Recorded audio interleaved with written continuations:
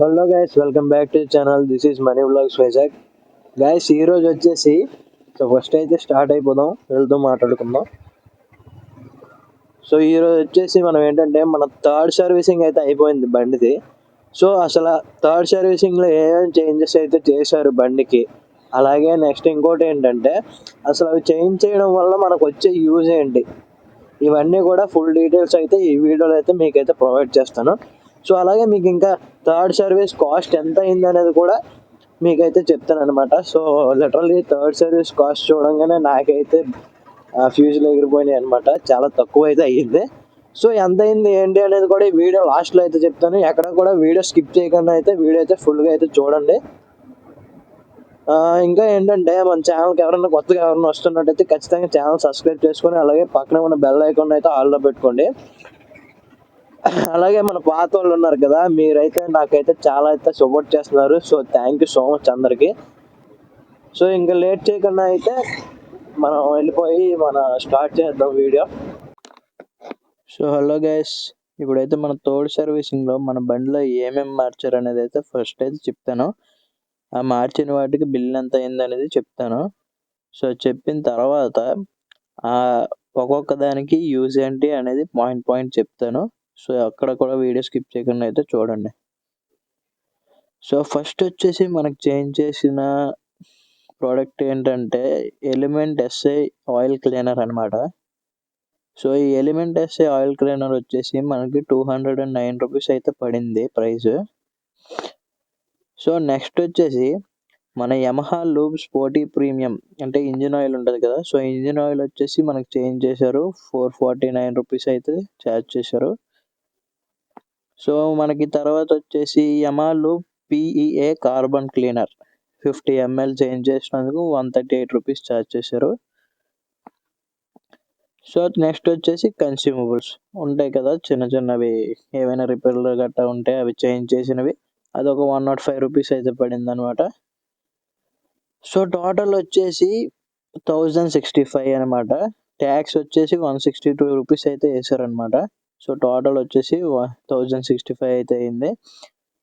So మన products అన్ని కలిపి ప్రైస్ వచ్చేసి 902 రూపీస్ అయితే, ట్యాక్స్ ఓన్లీ 162 రూపీస్ అయితే ఛార్జ్ చేశారు. టోటల్ 1065 అయింది. సో ఇప్పుడు మీకు చెప్పిన 4 ప్రోడక్ట్స్కి యూజ్ ఏంటి అనేది కూడా చెప్తాను, జాగ్రత్తగా అయితే వినండి. సో ఫస్ట్ వచ్చేసి మనకి element S A oil cleaner change చేశారని చెప్పాను కదా. సో ఆ element S A oil cleaner change చేయడం వల్ల మనకి వచ్చే ఫస్ట్ బెనిఫిట్ ఏంటంటే, దీనివల్ల మనకి 5 బెనిఫిట్స్ అయితే ఉన్నాయి. సో ఫస్ట్ బెనిఫిట్ వచ్చేసి cleans engine oil and fuel system. So ఇది చేంజ్ చేయడం వల్ల మన ఇంజన్ క్లీన్ చేస్తుంది, అలాగే మన ఫ్యూయల్ సిస్టమ్ అనేది క్లీన్ చేస్తుంది. సో మన ఇంజన్లో ఉంటుంది కదా ఆ డట్ కానీ, అలాగే ఫ్యూయల్ సిస్టమ్ దగ్గర పేరుకుపోయిన డట్ కానీ, ఇదంతా క్లీన్ చేయడానికి అయితే మనకి ఎలిమెంట్ ఎస్ఏ ఆయిల్ క్లీనర్ అనేది పనికొస్తుంది. అలాగే నెక్స్ట్ పాయింట్ వచ్చేసి ఫ్యూయల్ ఎఫిషియన్సీ అనేది పెంచుతుంది అనమాట. అంటే మన ఇప్పుడు మైలేజ్ అనేది పెరుగుద్ది అనమాట. ఇది చేంజ్ చేయడం వల్ల, ఎప్పటికప్పుడు చేంజ్ చేసుకోవడం వల్ల మనకి మైలేజ్ కూడా పెరిగే అవకాశం ఉంది. So reduces engine noise and vibration, third point. So మనకి ఈ బండి నడిపేటప్పుడు మనకి బండి అనేది వైబ్రేషన్ వస్తుంది, అలాగే ఇంజన్ నుంచి నాయిస్ అనేది వస్తుంది. సో మనం ఇప్పుడు ఇది ఎప్పుడు జరుగుతుందంటే, మనం బండి అనేది సరిగ్గా మెయింటైన్ చేయనప్పుడు అయితే ఇలా జరగడం అయితే జరుగుతుంది. కాబట్టి సో ఎప్పటికప్పుడు మనం element S A oil cleaner change చేసుకోవడం వల్ల ఆ ఇంజన్ నాయిస్ అనేది తగ్గడం జరుగుతుంది, అలాగే బండి వైబ్రేషన్ కూడా ఎక్కువ రాకుండా అయితే తగ్గడం జరుగుతుంది. ఇంకా ప్రివెంట్స్ కరోషన్ అనమాట. అంటే ఇప్పుడు ఇంజన్లో పిస్టన్స్ అనేవి ఉంటాయి కదా, ఆ పిస్టన్స్ అనేవి రన్ అయ్యేటప్పుడు ఒకదానికొకటి తగులుతూ ఉంటాయి, అలా జరుగుతుంటాయి. సో ఈ ఆయిల్ క్లీనర్ అనేది అందులో వేయడం వల్ల ఆ ఇంజన్ ఒకదానికొకటి తగిలేటప్పుడు ఆ పిస్టన్స్ అయ్యి ఒకటి అంటే డ్యామేజ్ అనేది జరగకుండా ఆపుతుంది అనమాట. Next enhances engine performance. So next వచ్చేసి ఇంజన్ పర్ఫార్మెన్స్ అనేది కూడా పెరుగుతుంది అనమాట. సో దీనివల్ల ఉన్న 5 బెనిఫిట్స్ అనేవి ఇవన్నమాట. మన ఇంజన్లో ఈ element SI oil cleaner change చేయడం వల్ల మన బండిలో మన ఇంజన్ పర్ఫార్మెన్స్ అనేది పెరిగి అందులో ఉన్న డట్ అది రిమూవ్ అయిపోయి ఫ్యూయల్ ఎఫిషియన్సీ పెరుగుద్ది, అలాగే మన బండి నాయిస్ అది తగ్గుద్ది. నెక్స్ట్ వచ్చేసి ఆ లోపల ఉన్న కాంపోనెంట్స్ అనేవి డ్యామేజ్ అవ్వకుండా ఉండడం అయితే జరుగుతుంది ఈ ఎలిమెంట్ వచ్చి ఆయిల్ క్లీనర్ చేంజ్ చేయడం వల్ల. సో నెక్స్ట్ వచ్చేసి సెకండ్ కాంపోనెంట్స్ ఏం చేంజ్ చేశారు, యమహా లూబ్స్ 40 ప్రీమియం అంటే మన ఇంజిన్ ఆయిల్ అనమాట. సో ఇంజిన్ ఆయిల్ మార్చడం వల్ల వచ్చే బెనిఫిట్స్ ఏంటి, నాకు తెలిసి మ్యాక్సిమం ఏ యూట్యూబర్ కూడా ఏ వీడియోలో అయితే ఇంత డీటెయిల్డ్గా అయితే ప్రతి దాని గురించి చెప్పున్నాడు. సో నేనైతే చెప్తున్నాను. సో ఎవరైనా చెప్పుంటే నాకు తెలీదు, మ్యాక్సిమం నేను చూసినంత వరకు అయితే ఎవరు చెప్పలేదు. సో నేనే ఫస్ట్ అనుకుంటున్నా. So benefits, exponential engine production అంటే మన ఇంజిన్ అనేది కొరోషన్ నుంచి, అలాగే అంటే ఇందాక చెప్పాను కదా మన లోపల పిస్టన్స్ అవి పాడవకుండా ఉండడానికి, అలాగే ఇంజిన్ అనేది స్మూత్గా రన్ అవ్వడానికి అయితే మన ఇంజిన్ ఆయిల్ అయితే ఫస్ట్ పాయింట్ ఉపయోగపడుతుంది. అండ్ కాంపోనెంట్స్ అనేవి డ్యామేజ్ అవ్వకుండా ఉండడానికి యూజ్ అవుతుంది, అలాగే మన ఇంజిన్ పర్ఫార్మెన్స్ అనేది పెరగడానికి అయితే ఇంజిన్ ఆయిల్ అయితే యూజ్ అవుతుంది, ఫస్ట్ పాయింట్. నెక్స్ట్ వచ్చేసి ఇప్పుడు మనం గేర్స్ అవి షిఫ్టింగ్ చేస్తుంటాం, అలాగే క్లచ్ మూమెంట్ అది చేస్తుంటాం కదా, సో అవి కూడా స్మూత్గా అయితే రన్ అవ్వడానికి అయితే ఇంజిన్ ఆయిల్ అయితే యూజ్ చేస్తాం. సో నెక్స్ట్ అలాగే మన ఫ్యూయల్ ఎఫిషియన్సీ అనేది engine oil time to time change చేసుకోవడం వల్ల ఫ్యూయల్ మైలేజ్ అనేది కూడా పెరిగే అవకాశం ఉంది. నెక్స్ట్ వచ్చేసి పర్ఫార్మెన్స్ గైస్, మనం ఎప్పటికప్పుడు బండి పర్ఫార్మెన్స్ బాగుండాలి అనుకుంటే మాత్రం ఇంజిన్ ఆయిల్ మాత్రం కన్ఫామ్గా ఎప్పటికప్పుడు చేంజ్ అనేది చేసుకోవాలి, అది కూడా కరెక్ట్ టైంకి అయితే చేంజ్ చేసుకోవాలి. ఇవి వచ్చేసి ఇంజిన్ ఆయిల్ చేంజ్ చేయడం వల్ల వచ్చే బెనిఫిట్స్. నెక్స్ట్ వచ్చేసి ఇది ఫోర్త్ కాంపోనెంట్ అనమాట, పిఈఏ కార్బన్ క్లీనర్. సో పిఈఏ అంటే ఏంటి బ్రో అని అడిగితే పెట్రోల్ అడిక్టివ్ క్లీనర్ అనమాట ఫుల్ ఫామ్ వచ్చేసి. సో ఇది వచ్చేసి కార్బన్ క్లీనర్ అనమాట.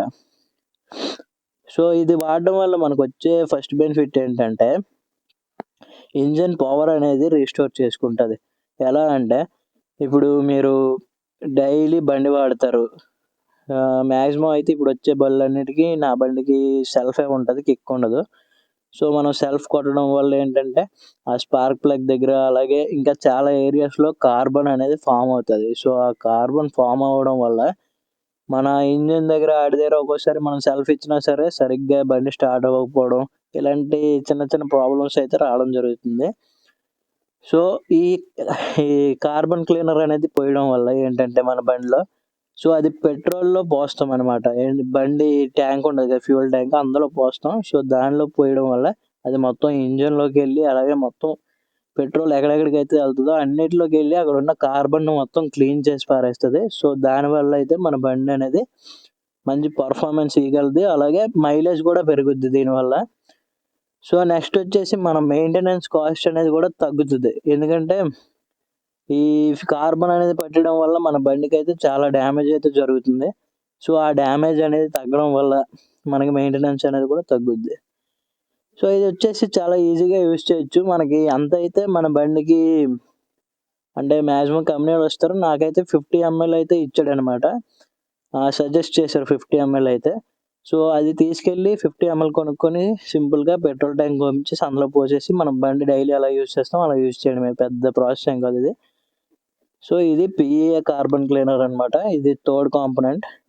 సో ఫైనల్ కాంపోనెంట్ వచ్చేసి మనకి కన్స్యూమబుల్స్. అసలు కన్స్యూమబుల్స్ అంటే ఏంటి బ్రో అనేసి చాలా మందికి డౌట్ ఉంటుంది.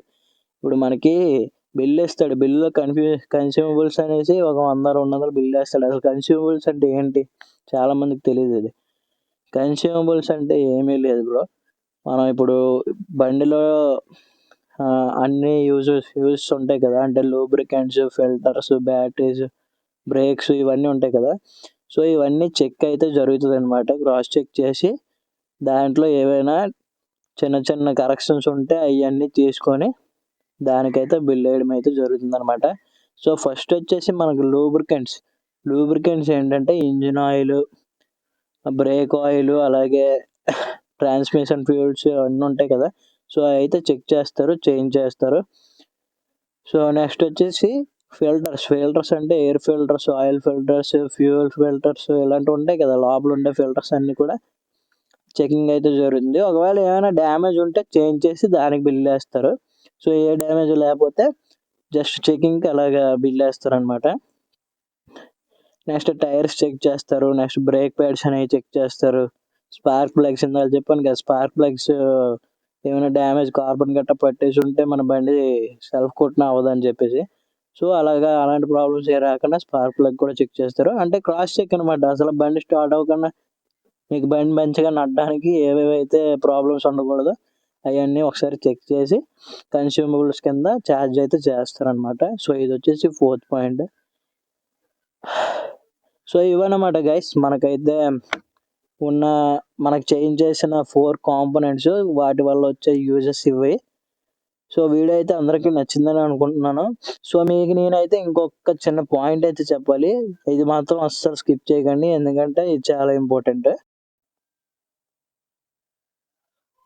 సో గైస్ నాకు ఇందులో అయితే సర్వీసింగ్స్లో నాకైతే ఒక ప్రాబ్లం అయితే వచ్చింది. ఆ ప్రాబ్లం ఏంటంటే మనకి ఇచ్చిన సర్వీసింగ్లో ఒక సర్వీసింగ్ వ్యాలిడిటీ అయిపోయి అది నాకైతే సర్వీసింగ్ అయితే చేయలేదన్నమాట, థర్డ్ సర్వీస్.